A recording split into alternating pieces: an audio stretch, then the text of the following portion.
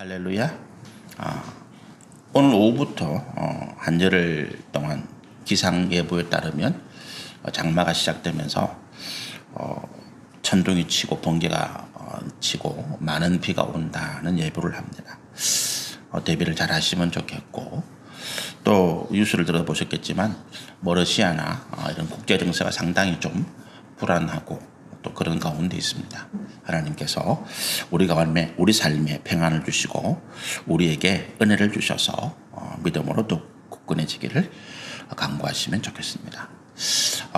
제가 예수님 재림과 관련한 세 가지 문제에 대해서 말씀을 나누고 있습니다.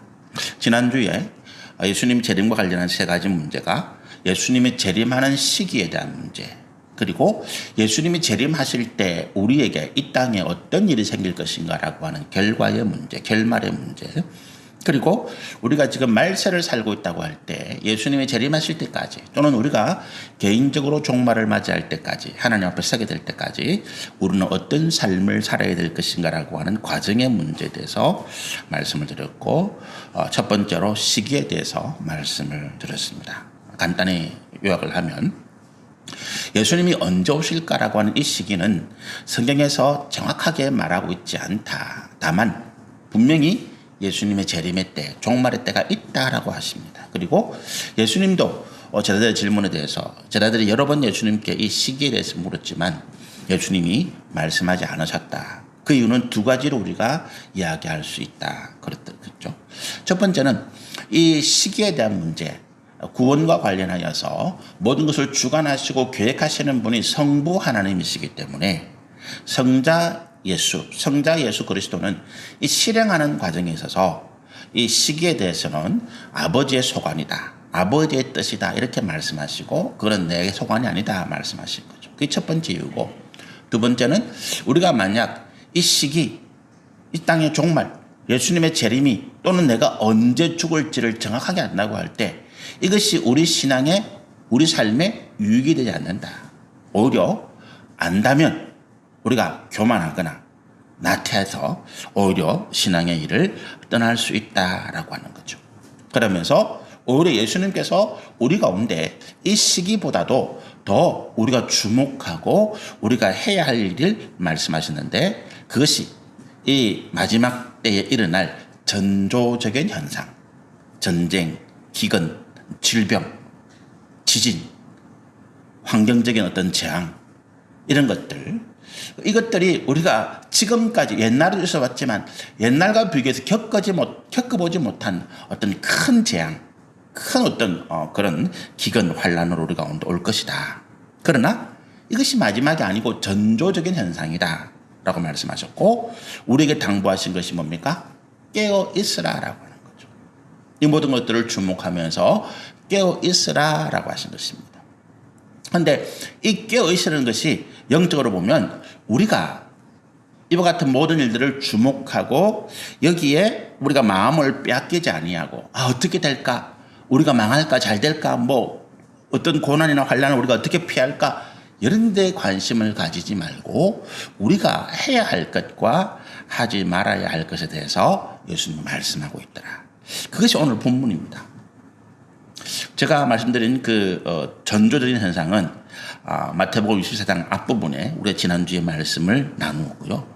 오늘 우리가 함께 읽은 이 본문의 말씀 40절부터 51절의 말씀은 예수님께서 마지막 때 일어날 일들에 대해서 말씀하신 말씀의 마지막 부분들인데, 이 말씀이 하는 것이 우리가 깨어 있어서 해야 할 일, 우리가 지금 이 말세, 예수님의 십자가의 구원으로부터 시작된 우리의 믿음의 삶이 이제 예수님의 재림으로 결성, 마지막 결과를 우리가 바라보고 있잖아요. 그 과정에서 우리가 살고 있단 말이죠. 이게 이제 우리가 흔히 말하는 말세라고 하는 이야기인데, 우리가 이 말세를 살고 있으면서 해야 할 일, 그것이 무엇인가라고 하는 거죠. 우리가 깨어 있어서 해야 할 일이 무엇인가, 그리고 하지 말아야 할 일이 무엇인가라고 하는 일들을 말씀하고 있다. 그런데 우리 40절과 41절의 말씀을 보시면 재미있는 말씀이, 이 말씀이 40절 41절 제가 읽어볼게요. 그때에 두 사람이 밭에 있음에 한 사람은 데려가고 한 사람은 버려둠을 당할 것이요. 41절입니다. 두 여자가 맷돌질을 하고 있음에 한 사람은 데려가고 한 사람은 버려둠을 당할 것이다. 밭에 있는 두 사람은 아마 남자, 안에서 맷돌질을 하는 두 사람은 여자, 뭐 이렇게 우리 생각할 수 있고요. 근데 두 사람이 똑같은 일을 하고 있는데 한 사람은 데려가고 한 사람은 버려둠을 당한다. 한 사람은 구원을 받고 한 사람은 구원받지 못한다. 이렇게 우리가 이야기를 할 수 있는 거죠. 똑같은 일을 하고 있습니다. 똑같이 남자들은 밖에 나가서 일을 하고 있고 여자들은 가정에서 가정을 돌보고 있는 거지요. 그런데 어떤 사람은 데려가고 구원받고 하나님 앞에서 그 영광과 상급을 받고 어떤 사람은 죽임을 당하고 구원받지 못하고 하나님의 영원한 진노와 저주 가운데 빠지게 되더라라고 하는 것입니다. 이거를 지금 예수님께서 말씀하시는 거죠. 그러니까 이 말씀을 보면 도무지 우리가 어떻게 해야 구원을 받고 어떻게 해야 우리가 하나님 앞에 상급과 영광을 받을지를 알 수가 없습니다. 그런데 이 말씀을 왜 예수님께서 하셨을까라고 하는 거예요. 왜 예수님께서 이 말씀을 하셨을까? 그것은 우리가 이 말세를 사는 우리가 예수를 믿은 다음에 구원받은 이후에 그리고 마지막 우리의 종말까지 살아가는 우리의 육신의 삶 가운데서 우리가 해야 할 일이 특별하거나 뭔가 눈에 띄게 뭔가 다르거나 이런 것이 아니다라고 하는 걸 말씀을 나누고 있는 거죠. 제가 예수님 당시에 구약 시대에 세 가지 유대인의 종파에 대해서 말씀을 드렸어요. 그죠? 그런데 그 중에서 성경에는 기록되지 아니한 하나의 종파가 있었다라고 얘기하잖아요. 예수님이 언급도 하지 않은 하나의 종파. 그게 뭐였다고요? 에세네파라고 하는. 근데 이 에세네파가 어떤 사람들입니까? 이 사람들은 아마도 신구약 말기, 신구약 중간기에 신구약 중간기라 그러면 말라기 이후부터 예수님이 이 땅에 오실 그 한 400년 동안 그 시대가 어떤 시대인가 하면 알렉산더 대왕 그리고 페르시아 제국 바벨론 이후에 바사라고 하는 페르시아가 가나안 땅을 지배했잖아요. 그리고 그 페르시아를 멸망시키고 가나안 땅을 지배한 제국이 뭐냐 하면 알렉산더 대왕의 헬라 제국입니다. 알렉산더가 죽고 난 다음에 그 나라가 4개로 쪼개졌지만 그건 어쨌든 알렉산더 대왕의 그 부하 장군들이 나라를 4개로 쪼개 다스렸거든요. 그 중에 한 나라가 어쨌든 이 가나안 지역을 그게 헬라예요. 그리고 헬라 이후에는 누가 들어옵니까?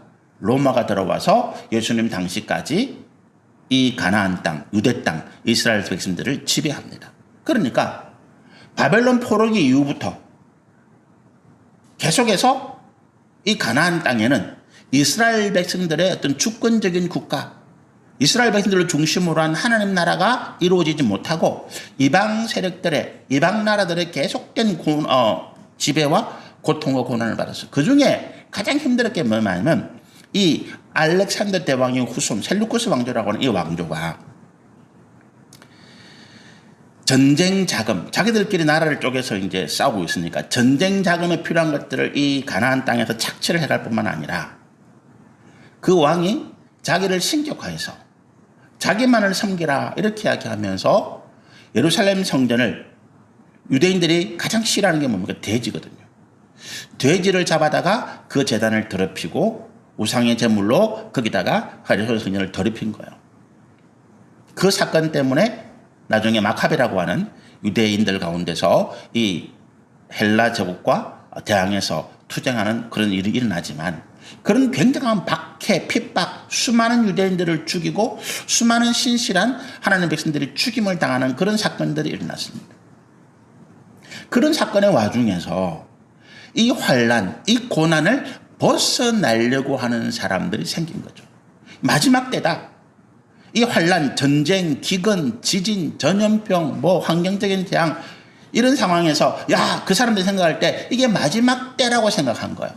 이제 이 환난이 지나가면 곧 우리의 구원자가 오실 것이다 라고 생각해서 이 사람들이 어떤 선택을 했느냐, 에세네파가 이 환난을 피하자. 조금 있으면 주님 오실 텐데 우리가 이 환난을 피해서 우리끼리 깊은 산속이나 동굴이나 전쟁에 미치지 않는 사막이나 이런 데를 들어가서 우리끼리 피했다가 주님이 오시면 우리가 그 영광의 나라를 들어가자. 피하면서 이 사람들은 뭘 했겠습니까? 자기의 열심히 신앙적인 어떤 것들을 키워나갔죠. 성경을 필사해서 보관하고 예배를 드리고 신비주의적인 어떤 그런 걸 가지고 하나님 나라를 연구하고. 그런데 그렇게 한 사람들에 대해서 예수님이 성경이 그 사람들을 전혀 인정하지 않은 거예요. 가치가 없었다라고 하는 것입니다. 오히려 바리새파와 사두개파라고 하는 예수님 당시에 굉장히 책망을 받은 이 두 종파에 대해서는 예수님께서 회개하라라고까지 이야기하셨는데 이 에사나파에 대해서는 언급도 안 하시는 거예요. 이유는 뭡니까? 이 사람들은 그 삶의 자리를 떠났다는 거예요. 다시 말하면 밭에서 일을 하고 가정에서 주부로서 가정을 지키고 자신의 어떤 일상적인 삶을 포기하고 회피하고 도망쳤다라고 하는 것입니다. 그러나 반대로 바리새파나 아니면 사두개인들은 비록 그 신앙의 모습들이 변질되긴 했지만 어쨌든 그 세상에서 자기들의 삶을 살아가고 있었다라고 하는 것입니다. 무슨 이야기입니까? 하나님은 우리에게, 예수님은 우리에게 이 땅의 고난, 환난, 지진, 전쟁, 기근, 환경적인 재앙이 있다더라도 도망가고 숨지 말고 피하지 말고 여전히 그 힘들고 어려운 삶의 자리에서 믿음의 삶을 지켜나가라라고 하는 것입니다. 지켜나가라. 여러분, 우리가 초대교회 300년 동안, 초대교회 300년 동안 그 로마의 박해를 받던 시대에 로마 사람들 또는 유럽에서 어떤 박해를 받던 그리스도인들이 지하로 파고 들어가서 공동묘지에 지하를 파고 들어가서 그곳에서 생활을 했다라고 이야기를 했습니다. 그런데 그 사람들이 그곳에서 숨어 지낸 것이 아니라 그들은 여전히 그들의 삶의 자리는 그대로 있었어요. 시장에서 장사하고 가정을 꾸리고 그러나 다만 그들이 예배드리는 처소 또는 자기들끼리 모이는 공동체의 모임을 위해서 그곳을 파고 들어갔다라고 하는 것입니다. 그들의 삶의 자리는 여전히 로마에 있었고 여전히 유럽에 있었고 여전히 아시아에 있었다라고 하는 것. 40절과 41절의 말씀은 우리가 고난, 환난, 핍박 여러 가지 어려움이 있다더라도 그 현실을 부정하거나 피하거나 도망하거나 숨지 말라라고 하는 것입니다. 하나님은 그러한 행위를 우리의 모든 삶이 오히려 가치가 없다. 하나님 앞에서 믿음을 떠난 회개의 기회조차 주지 않으시는 거예요. 왜? 그들은 떠났으니까. 도망갔으니까. 피난 갔으니까. 여러분, 우리가 하나님의 백성들의 계보를 살펴보면 그 계보가 우리 가운데 굉장히 중요한 이야기를 해요. 롯 같은 경우 예를 들어서 롯이 아브라함의 조카입니다. 아브라함의 아버지가 누구예요? 데라입니다. 데라의 후손을 조상을 쭉 올라가면 노아에 닿아요. 노아의 직계 후손이 데라고 그 데라의 아들 중에 아브라함이 있고 롯의 아버지 아브라함의 형제도 내나 하란에서 죽었던 그 하란이라는 아들이 롯의 아버지인데 그가 데라의 아들입니다. 똑같이 믿음의 직계를 이은 사람들이에요. 그런데 롯의 후손에 대해서는 하나님 어떻게 하십니까? 그를 인정하지 않습니다. 오히려 롯의 후손, 롯이 그 소돔과 고모라가 멸망하는 자리에서 피하고 도망한 결과 어떻게 됐어요? 그 딸들과 관계에서 자녀가 태어났는데 그들이 모압과 암몬 자손의 조상이 되는 거죠. 무슨 말입니까? 롯이 왜 그렇게 됐다고요? 그가 고난과 어려운 자리를 피해서 자기에게 더 잘되고 자기가 더 행복하게 안전하게 평안하게 살 수 있는 자리를 택해서 도망갔다라고 하는 거예요. 창세기 12장 13장에 보면 그런 말씀이 나오죠. 그죠? 12장에 롯과 아브라함이 그 애굽에서 돌아온 이후에 굉장히 부자가 되었습니다. 그 상황에서 가진 재산들이 많았어요. 그 당시에는 양과 염소 가축되니까. 그래서 넓은 땅, 초지, 물이 필요했는데 부족하다 보니까 서로 다투게 되었다는 거예요. 그때 롯이 선택한 것이 뭡니까? 소돔 땅. 물이 넉넉하고 넓은 초지가 있고 사람들이 도시를 이루어서 번성하게 살아가고 있는 그곳을 그가 선택했다라고 하는 것입니다. 그리고 그가 하나님을 떠났더라라고 하는 거예요. 야곱과 에스도 마찬가지죠. 이삭의 쌍둥이 아들입니다. 허물은 야곱이 훨씬 많은 사람이에요. 죄는 야곱이 훨씬 많이 지었습니다. 그러나 야곱과 에스의 차이가 뭡니까? 에스는 하나님을 떠났더라라고 하는 것입니다. 창세기에 보면 야곱이 그 하란 땅에서 돌아와서 가나안 땅으로 아버지 이삭에게 돌아오니까 에스는 자기가 모은 재산을 가지고 다 아버지 이삭을 떠나서 가나안을 떠나서 에돔 땅으로 갔다는 거예요. 잊혀진 것입니다. 하나님 앞에서 잊혀진 거예요. 왜? 그가 힘들고 어렵고 귀찮고 자기가 손해볼 것 같은 그런 환경을 떠나서 자기가 육신적으로 더 잘 될 것 같은 더 좋은 것을 찾아서 자신의 안전과 자신의 번영과 자신의 평안을 위해서 떠났다는 거예요. 하나님을 떠난 것입니다. 그 결과로 어떻게 됐다고요? 그들은 잊혀졌다. 아무것도 아닌 회개기에도 갖지 못하는 그런 존재가 없는 가치가 되었다라고 하는 것입니다. 그래서 이 40절과 41절의 말씀은 우리 가운데 굉장히 중요한 어떤 의미를 주는 말씀인데 예수님이 오실 때까지 우리의 삶을 지속해라.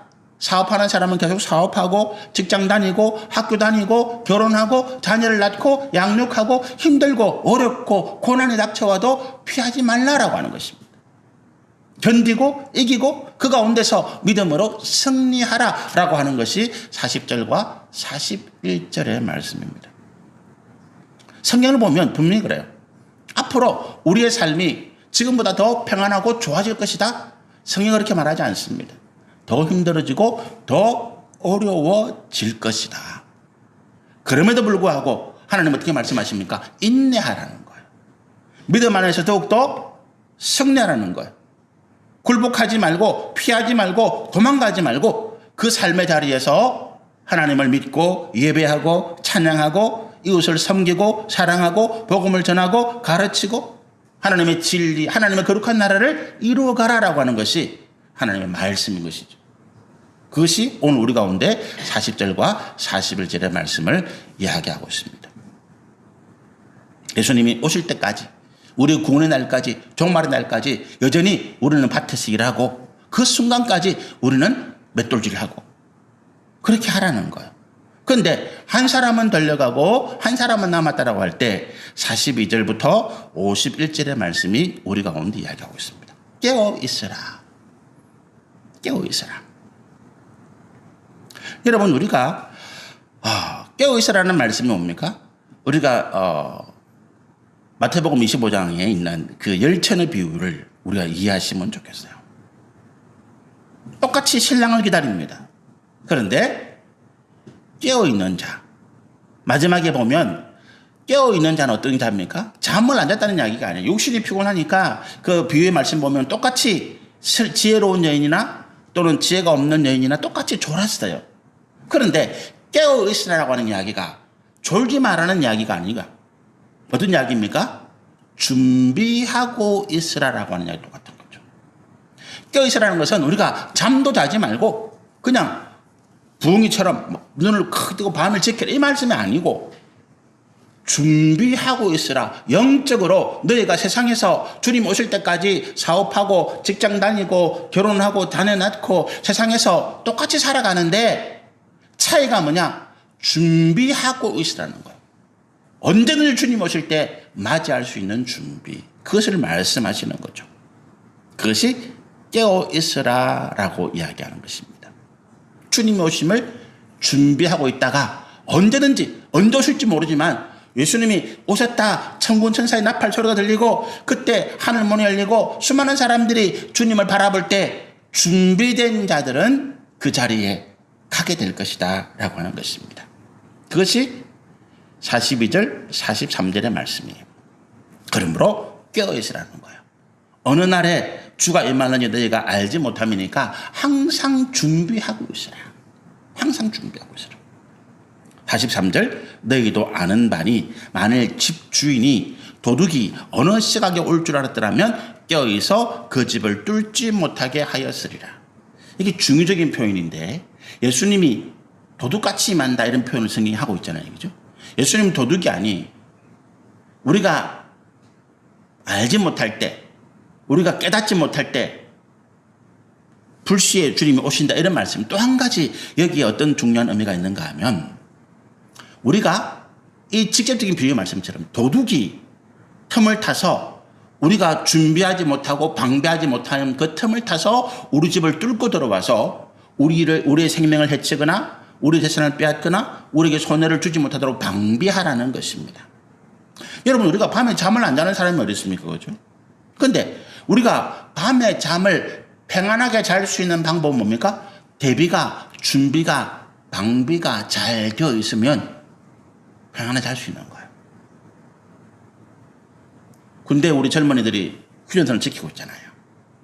해안선을 지키고 혹시 적들이 쳐들어올까봐 이 젊은이들 지킵니다. 군대 가면 이런 이야기예요. 그 불침번 서고 경계 서는 병사들에게 전우여 또는 고향에 계신 부모님 평안히 주무십시오. 제가 지금 지키고 있습니다. 우리가 방비가 덜 되면 불안해요. 언제 뭐가 들어올지 모르니까. 그런데 방비가 잘 되어 있으면 밖에서 무슨 일이 나도 신경 안 쓰고 잘 잘 수 있다는 것입니다.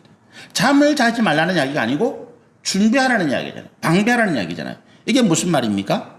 여기서 43절에 도둑은 뭐예요? 도둑이 들어와서 우리의 생명을 해치고 또는 우리의 재산을 강탈한다고 할 때 영적으로 보면 이게 뭡니까? 사단의 세력이잖아요. 그죠? 사단의 세력이거든요. 우리가 마태복음 13장에 보면 이런 이야기가 있어요. 가라지 비유가 있는데 천국에 대한 비유가 마태복음 13장에 있는데 그중에 가라지 비유라는 게 있잖아요. 그게 무슨 말입니까? 가라지 비유. 하나님이 이 아름다운 밭을 이렇게 잘 만들어 놓고 거기에 아주 알곡들을 심어 놨는데 어느 날 보니까 심지 아니한 가라지가 거기에 자라고 있더라는 거예요. 천사들이 와서 이야기하죠. 하나님, 우리가 심지 아니한 가라지가 그 밭에 자라고 있습니다. 우리가 뽑아버릴까요? 이렇게 이야기하니까 하나님 뭐라고 하십니까? 놔둬라. 나중에 마지막 때에 내가 그것을 다 불태워버리겠다. 이렇게 말씀하시죠. 조금 비슷한 의미인데 우리가 심지 아니한 가라지가 거기에 심어졌다. 우리가 원치 아니한 것들이 우리 삶 속에 들어왔다. 누구의 책임이 있을까요? 하나님 책임입니까? 제대로 지키지 못한 우리의 책임인 거예요. 여러분 우리가 우리 삶, 우리 사업장, 우리 직장, 우리 가정, 내 자녀 근본적으로 누가 관리하고 누가 책임지고 누가 지킵니까? 나예요. 하나님이 지켜주신다. 하나님이 다 알아서 하시고 나는 아무것도 안 할래요. 이거는 뭡니까? 내 책임에 대한 망기. 책임에 대한 어떤 내가 업무를 다하지 아니한 직무유기인 거죠. 그뿐만 아니라 나는 내 주인으로서의 권한을 포기한 것입니다. 달란트 비유에 한 달란트 받은 사람이 왜 그 한 달란트를 빼앗기고 주님으로서 책망을 받습니까? 그가 자기의 직무를 유기했다는 거예요. 그리고 맡은 그 한 달란트에 대한 권한을 포기했다는 거예요. 하나님이 우리의 가정, 우리의 자녀, 우리의 사업장을, 우리의 직장을, 우리 삶의 태도를 지키시고 보여주십니다. 그러나 관리의 의무는 누구에게 있다고요? 우리에게 있다는 거예요. 우리가 그 관리의 의무를 소홀히 하고 우리가 그 관리의 의무를 포기하면 하나님은 우리를 포기하십니다. 책망하고 진노하고 우리에게 주신 것들을 도리어 거두어 가시더라. 요한계시록에 보면 요한계시록에 그 아시아 7교회에 대한 말씀이 나오잖아요. 그런데 그 중에서 굉장한 책망을 받는 교회들이 보면 그 교회 안에 느골라당 또는 이세벨의 무리라고 하는 이런 무리들을 네가 방치해 두었다라고 하는 거예요. 이 느골라당 이세벨이라는 무리가 뭐냐 하면 적그리스도 거짓 교사들입니다. 오늘날 말하면 이단의 세력인 거죠. 이단의 세력이 우리 교회에 들어와서 우리 성도들을 미혹하고 진리의 말씀을 거짓되게 가르치고 하나님을 떠나게 만들고 믿음을 떠나게 만들고 진리의 교회를 떠나게 만들더라라고 하는 것입니다. 이것을 보면서도 알면서도 여러 가지 이유로 방치하고 있었다라고 하는 것입니다.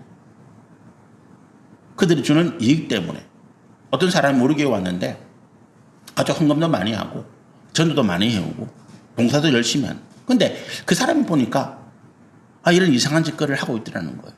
근데 담임 목사님이 또는 그 교회를 책임지고 있는 우리 직분자들이 저 사람 헌금 많이 하니까 저 사람 전도 많이 해오니까 저 사람이 봉사를 참 많이 하니까 눈 감아주자.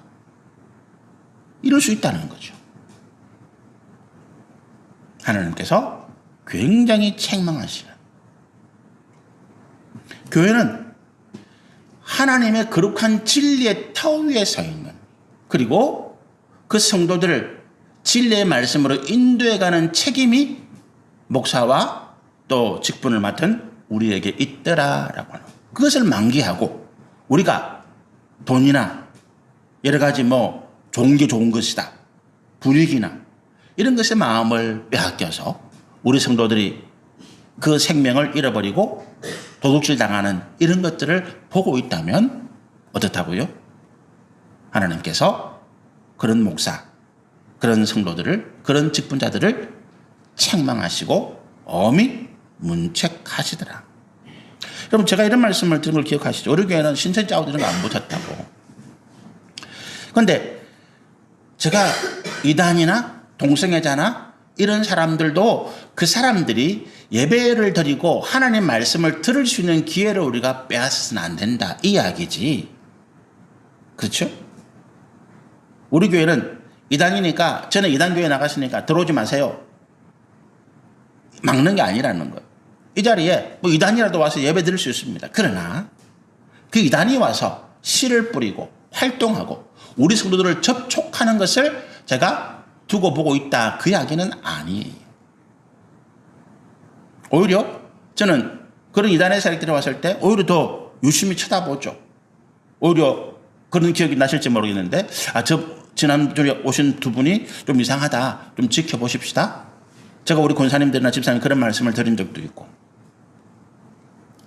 오는 거는 막지 않는다는 거예요. 그러나 여기에 씨를 뿌리고 여기에서 도둑질을 하고 하나님의 백성들을 생명을 해야 하는 이런 짓들은 우리가 두고 봐서는 안 된다라고 하는 것입니다. 그것을 우리가 두고 보고 있을 때 다른 유익 때문에 하나님은 우리에게 책임을 물으시고 우리에게 주신 모든 상급과 영광을 빼앗아 가시더라. 이것이 준비하고 있으라라고 하는 거예요. 깨어 있으라라고 얘기하는 겁니다. 여전히 우리의 삶은 그대로 살아가요. 여전히 우리의 삶은 그대로 살아갑니다. 재림의 시기가 가까웠다. 전쟁 소리가 들리네. 그래서 이제 어디 가서 도망가야 되나? 어디가 안전할까?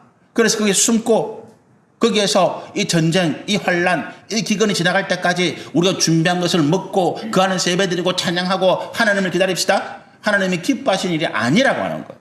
그렇게 해서는 안 된다는 거죠. 전쟁이 납니다. 일어납니다. 물론 준비는 해야겠죠. 우리가 먹을 것 준비하고 전쟁이 났을 때 뭔가 대피할 수 있는 장소도 찾아야 되겠지만, 그러나 여전히 우리는 이 어려움, 이 환란, 이 고난을 회피하거나 도망하지 아니하고 여전히 이웃과 함께 하면서 그들의 삶을 돌보아주고 우리가 그들과 함께 하나님의 거룩한 은혜를 나누고 구원의 복음을 전하는 일들을 쉬지 않아야 된다라고 하는 것입니다. 그러면서 한편으로는 우리가 더욱더 믿음을 굳게 하고 우리의 정체성을 강하게 해서 어떻게 해라? 악한 것들이 틈을 타는, 가라지를 뿌리고 씨를 뿌리고 악한 열매를 거두려고 하는 그런 자들을 막아서 우리 안에 거짓 교사, 이단의 세력, 적 그리스도들이 활동하는 것을 막으라라고 하는 거죠. 그게 준비하시니. 그런데 좀 더 구체적으로 우리가 45절에서 47절의 말씀을 보면 하나님께서 우리 가운데 해야 할 일과 하지 말아야 할 일들을 구분해서 말씀하고 있습니다. 한번 읽어보실까요? 45절부터 47절입니다. 충성되고 지혜 있는 종이 되어 주인에게 그 집 사람들을 맡아 때를 따라 양식을 나눠줄 자가 누구냐. 주인이 올 때에 그 종이 이렇게 하는 것을 보면 그 종이 복이 있으리로다. 내가 진실로 너에게 이르노니 주인이 그의 모든 소유를 그에게 맡기리라. 이 45절부터 47절이 뭐냐 하면 우리가 준비하면서 깨어 있으면서 해야 할 일이에요. 그죠? 그 다음에 48절부터 51절까지 읽어보십시다. 만일 그 악한 종이 마음에 생각하기를 주인이 들이오리라 하여 동료들을 때리며 술 친구들과 더불어 먹고 마시게 되면 생각하지 않은 날 알지 못하는 시각에 그 종의 주인이 이르러 엄히 때리고 외식하는 자가 받는 벌에 처하리니 거기서 슬피 울며 이를 갈리라. 이게 해서는 안 되는 일이에요. 그러니까 우리가 깨어서 준비해야 되는데 말씀드린 것처럼 우리가 깨어있다는 것은 말씀드린 것처럼 우리가 상황을 살펴보면서 우리가 우리 스스로를 믿음 가운데 더 굳건히 하는 일, 또 우리가 방비를 든든히 하여서 우리 교회 안에 우리 신앙의 삶 가운데 거짓과 불의와 악한 영들의 세력이 틈타는 것을 막는 이것들인데 이게 좀 구체적이지 않고 모호하잖아요. 그래서 예수님께서 45절부터 47절의 말씀 가운데 51절의 말씀 가운데 우리가 해야 할 것과 하지 말아야 할 일들에 대해서 말씀을 하고 계시더라라고 하는 거죠. 이 말씀은 제가 다음 주에 말씀을 전하려고 합니다.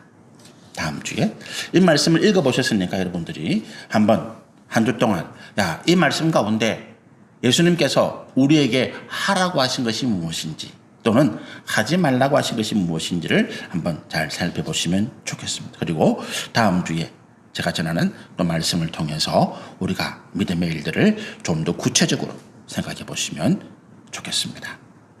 같이 한번 기도하겠습니다. 할렐루야.